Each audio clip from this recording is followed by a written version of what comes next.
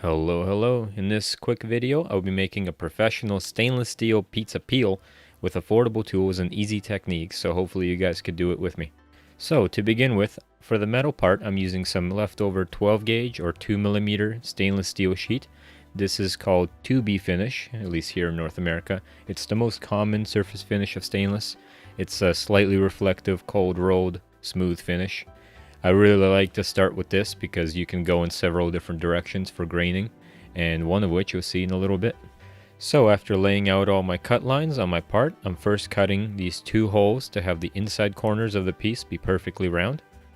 Then I'm using a thin cutting disc on an angle grinder to cut the rest of the lines. A helpful tip for getting your cuts perfectly straight is clamping a piece of metal along your line and cutting back and forth along the whole cut instead of cutting through all at once. It kind of creates a little channel and helps keeps your line straight. And the YouTube channel Fireball Tool, if you've ever seen it, they do great tests over there. They tested this out and it turns out cutting in several shallow passes is a lot more efficient for your grinding discs instead of cutting all the way through and then pushing forward. And of course, if you're confident enough to do it freehand, then that's one less step for you. A quick final touch-up of trimming the corners and we're on to the grinding.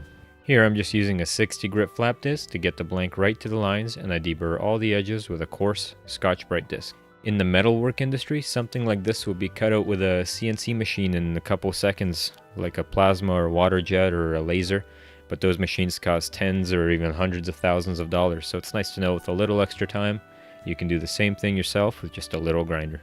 Okay, now let's do something cool. I'm going to show you how to grain this piece. To me, stainless grain is that little extra touch that will really make this stand out and look professional, and it's not as difficult as it looks. It's all about technique. You will also need an abrasive drum. I'm using a Walther 2-in-1 that's about $60, so it's a little expensive, but that's because it's a commercial tool and it's really high quality.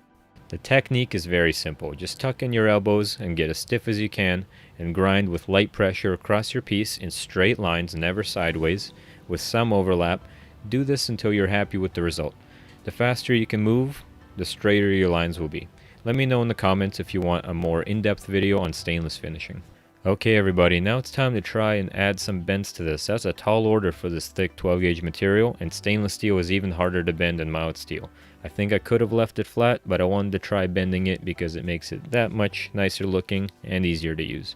I will be using solid steel bar because of the tighter radius and the mighty power of my noodle arms to bend this. There are many ways to bend steel that I would love to talk about, but none of which I have access to in my shop right now, except this.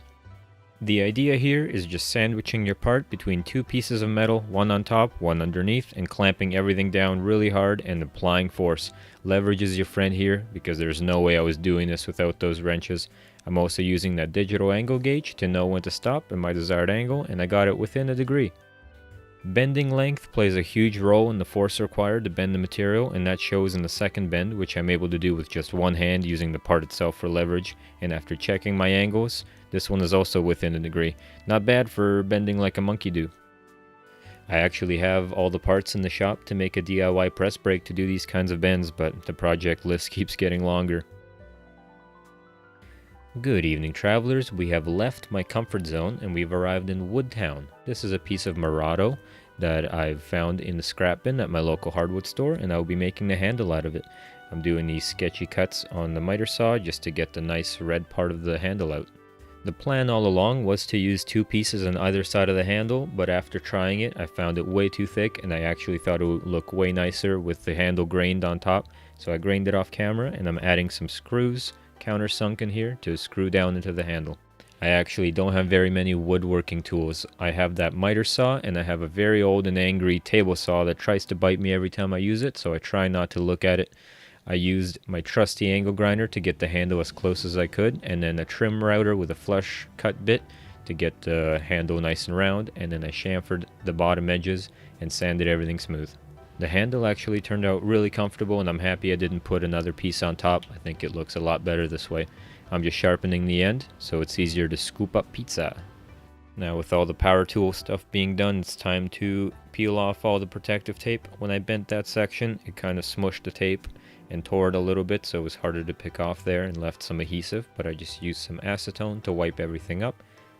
And now all that's left to do is add some finish to the wood part of the handle. I'm using Terra Nova Natural Oil. It's a food safe oil that you'd use for something like a butcher block table or a cutting board. And for the same food safe reason, I didn't use any adhesive to stick the wood to the steel. The screws hold it on really tight, and if I ever need to in the future, I can add it later. And finally, here's me not realizing my mic is off, talking about the finished pizza peel. It was probably boring, so I'll just say, if you love making things and being creative, please do me a favor and plan some time during your busy week to build something. This pizza peel is not difficult to do, and if you break it down into simple steps, it becomes just like following a cooking recipe. But if you're not up for that, please make something you do feel more comfortable with. The hardest part is just deciding to try. And with that, thank you all for watching. Here are some close-ups of the pizza peel, and I will see you in the next one. Bye.